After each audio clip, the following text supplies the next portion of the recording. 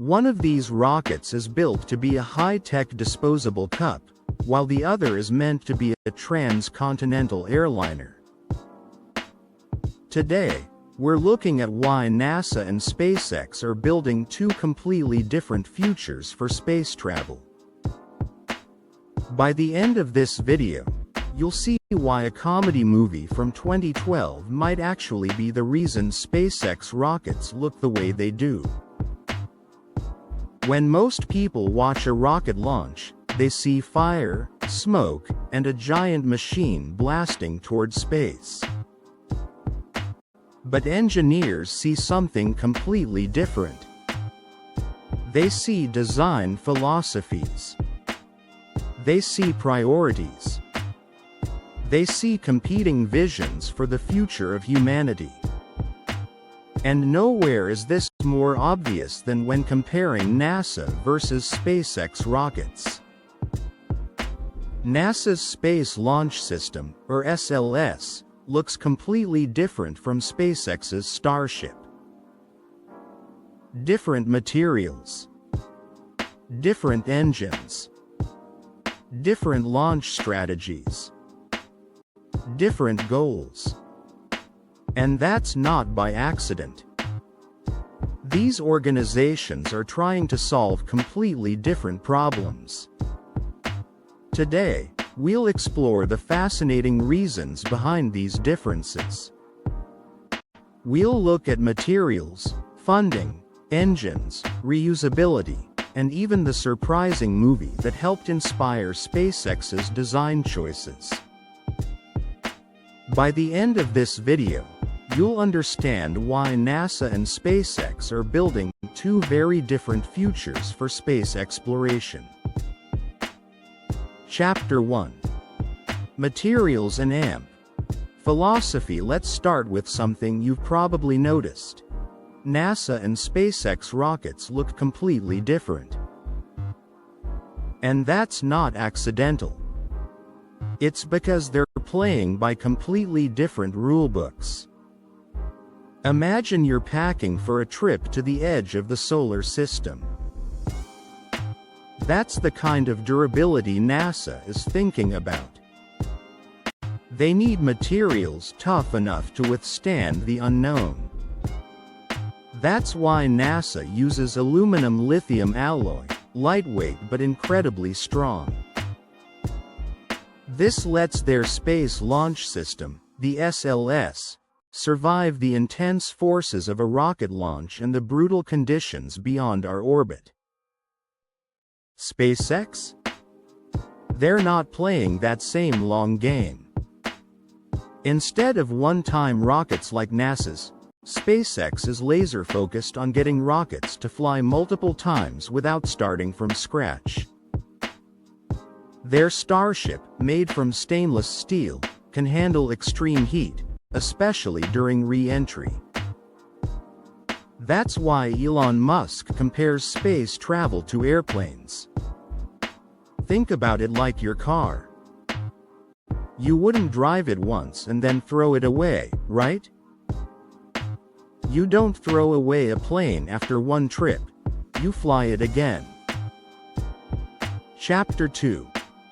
Follow the money. So what makes SpaceX's obsession with bang for your buck so intense, while NASA sticks to traditional designs? The answer lies in how they operate and, crucially, where they get their money. Think of NASA as the slow and steady marathon runner. Their funding comes from the US government, a steady stream of resources that lets them pursue ambitious long-term projects like sending humans to the moon. But the trade-off? NASA has to align with government priorities. That can make their process slower and more political. On the other hand, SpaceX is like a high-speed sprinter. As a private company, they don't have guaranteed funding. Every launch and new contract has to bring in enough money to keep the lights on. SpaceX cannot afford waste. And that's exactly why reusability isn't just a neat trick, it's a necessity. But that financial pressure doesn't just change their bank accounts, it fundamentally changes the engines that power these giants. Chapter 3. The Engine War. Ever heard of NASA's Saturn V rocket? The one that took astronauts to the moon? That rocket had just 5 F1 engines. They were massive, each powerful enough to lift a skyscraper. But once the job was done, they were discarded. Now compare that to SpaceX's Super Heavy rocket, which has 33 Raptor engines.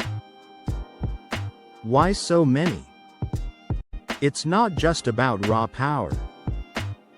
By using many smaller engines, SpaceX gains redundancy. If one engine fails, no problem, the others pick up the slack. This gives SpaceX more flexibility during landing, which is critical for their efficiency focus. Meanwhile, NASA prioritizes unmatched power and reliability for deep space, sticking with larger, proven engine designs that maximize the success of a single, massive mission. Chapter 4. The reusability gamble. So now that we know how their engines differ, let's dive into the most vital difference: reusability versus single-use. NASA experimented with reusability through the Space Shuttle program. But the high costs of refurbishing the shuttle, combined with the tragedies of Challenger and Columbia, led to the program's retirement in 2011. NASA found the execution far more difficult than anticipated. Now, you might think NASA gave up on reusability after the shuttle. But the truth is actually much more interesting. SpaceX made reusability its core mission. Today, Falcon 9 landings are routine. Starship aims to take this further, being fully reusable. If successful, it could transform the economics of space travel forever, like flying across the country for the cost of a bus ticket. Chapter 5. The surprising movie connection. But what's intriguing is that SpaceX's design approach is influenced by more than just economics. There's another factor that might surprise you: pop culture. Elon Musk admitted that part of SpaceX's rocket design was inspired by a scene from the 2012 comedy movie The Dictator. In the film, a dictator critiques his engineer's missile design because it isn't pointy enough. Musk admitted this made him consider making SpaceX's rockets more aesthetically pleasing and futuristic. While NASA follows tried and true, no-nonsense methods to ensure mission safety, SpaceX is more willing to draw inspiration from unexpected places and push boundaries. Conclusion: collaboration or competition? NASA focuses on reliability in the deep space unknown. SpaceX focuses on affordability and mass transportation. But they aren't just rivals. NASA and SpaceX are already working together.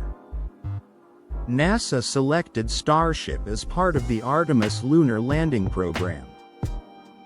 This collaboration combines NASA's experience with SpaceX's innovation. The real question isn't whether NASA or SpaceX will win. The real question is, how far will they take us when they work together? Whether it's the Moon, Mars, or beyond, the race is only just beginning. Bye for now.